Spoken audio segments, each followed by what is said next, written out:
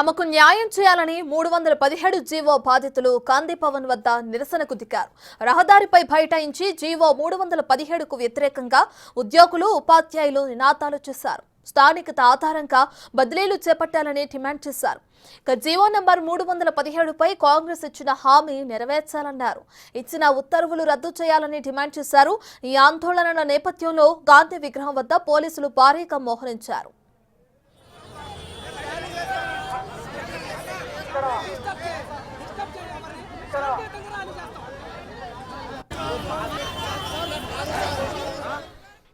అయితే పరిస్థితి గమనించిన మంత్రులు, టీపీసీసీ చీఫ్ 317 జీవో బాధితులతో చర్చలు జరిపారు. పొన్నం ప్రభాకర్, కొండా సురేఖ, పీసీసీ చీఫ్ మహేష్ కుమార్ గౌడ్ చర్చల్లో పాల్గొన్నారు. జీవోతో పడుతున్న ఇబ్బందులను మంత్రులకు వివరించగా మంత్రి పొన్నం ప్రభాకర్ బాధితులకు భరోసా ఇచ్చారు.